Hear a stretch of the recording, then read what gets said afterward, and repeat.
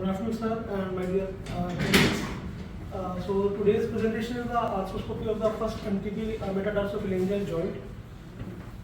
In the history, the first report of the hallux arthroscopy was published by the Wattenberg in 1972. The first case series was reported by the Frankel and Van Boken in 1991, and there are few reports on the MTP first joint arthroscopy since then have been published. So therefore, there is a very paucity of the data regarding the arthroscopy of the first MTP joint. So the indications of the first metatarsophalangeal joint arthroscopy are in the management of the mild to moderate hallux rigidus from grade 1 to grade 3. In the osteochondral lesions, in the drainage of the septic joint, or if there is a goutophy, the loose body removal, arthrofibrosis, synovitis, and the sesamoid conditions, and in the MTP first joint arthrodesis. So the contraindication of this surgery, if there is a overlying cellulitis, there is an advanced arthritis, and there is a deformity preventing adequate visualization within the joint, and there is a severe edema, which is a relative contraindication, along with the also the vascular compromise is a relative contraindication. The advantage of this arthroscopic this first MTP joint surgery is the joint is a saddle shepherd joint, therefore it limits the visualization and access to the entire joint when we do this open surgery procedure.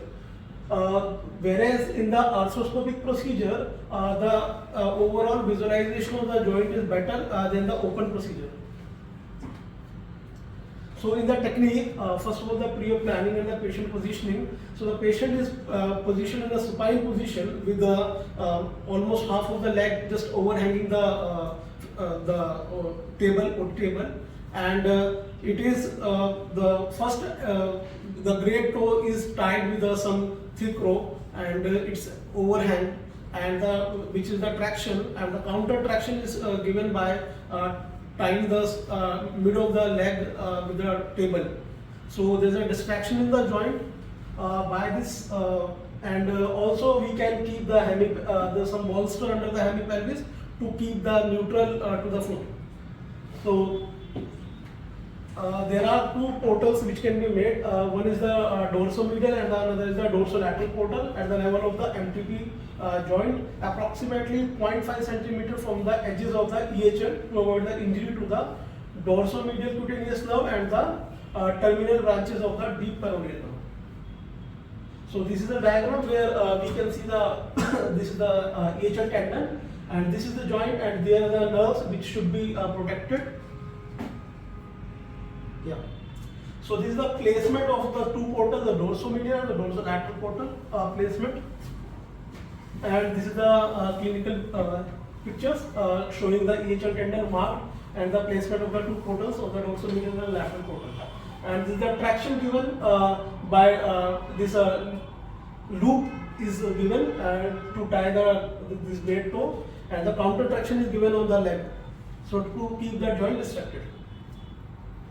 So the portal placement is the dorsomedial portal. We give a skin incision and dilate with the mosquito artery forceps, and 2.2 mm cannula with a blunt trocar for 30 degree 1.9 mm short arthroscope is placed. Irrigation is supplied by either a low pressure 20 mmHg or a gravity flow. Position of the dorsolateral portal is confirmed with a trans illumination and an 18 gauge needle.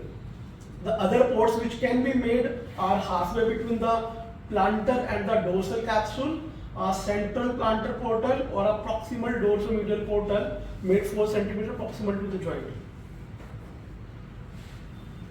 Then arthroscopic assessment and the debridement. Once we are inside the joint having a good visualization, then we can do the assessment of the joint overall and proceed with the debridement.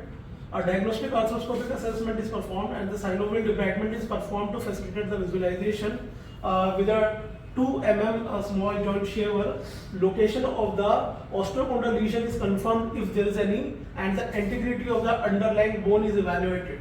The lesion, the osteochondral lesion, if it was there, then debrided. In osteochondral lesions, the microfracturing is also done at the base with some K wire. And the portals, or if there is some like in the gouty arthritis, if we see the gouty tophi, then we can also remove them, and then we can close the port with the non-absorbable sutures, and the partial weight bearings until the next follow-up can be done. So this is the picture showing the overall areas within a joint to be visualized in a sequence. So this is a 13-point arthroscopic examination of the first MTP joint from the dorsolateral or the dorsomedial portal. So all these areas, these 13 areas, which is to be sequentially examined. So we should not rule out any pathology anywhere within this joint. So this is from the lateral side. So in the from the lateral view, these are the 5 portals which is to be examined, and this way we can do. So this is the video showing the in the gouty patient who had hallux rigidus, almost a grade 1 to grade 2 to grade 3, with the MTP joint swollen and a painful joint.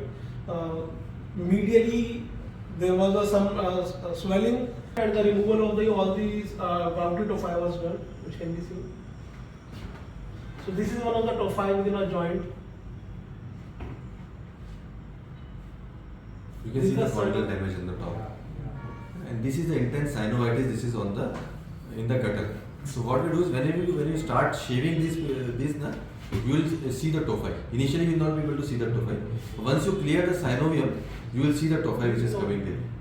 Okay, so as soon as you got clear the joint, start clearing, the tophi will start coming in. So you need to release everything, and you need to use you can use small artery forceps to remove them. Otherwise, you can just pick up these fragments and collect them. You can use a small mosquito kind of forceps to connect it. So the upper thing that you see is the proximal phalanx. The lower is the metatarsophalangeal head. Okay, and this you can see the tophi there, and you can use the shaver in a suction mode. So this is a 2 mm shaver.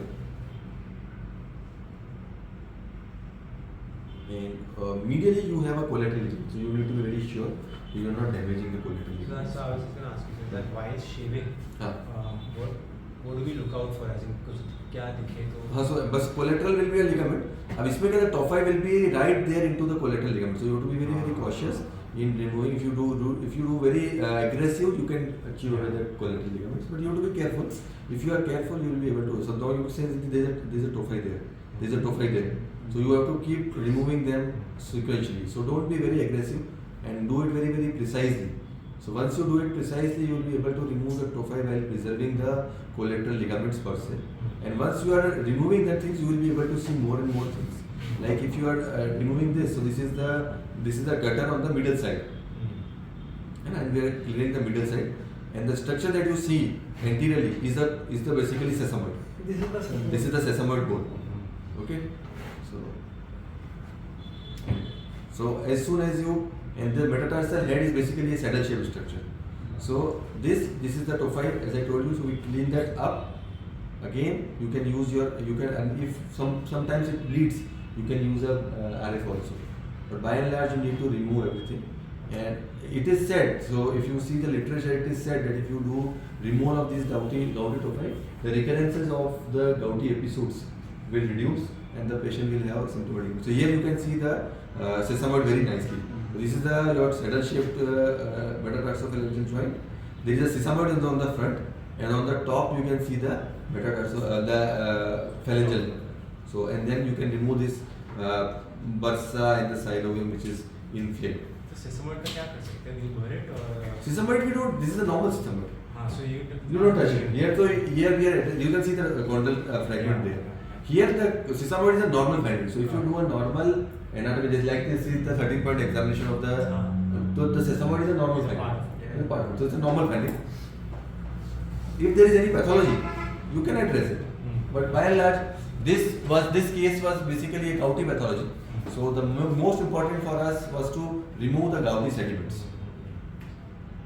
So the most important thing here. This is the condyle lesion. This in this video. You can see some corneal lesion on the metastophyl head also. But once we remove all these crystal deposits, this will increase. The special symptoms will be better. This is almost after dissection. We have dissected a good amount of tophi. The rest of it is remaining is the collateral ligaments. So we don't want to replace. We don't want to replace. So once we do a good resection, then we can just do a closure. We can mobilize these patients pretty quickly. Not an issue.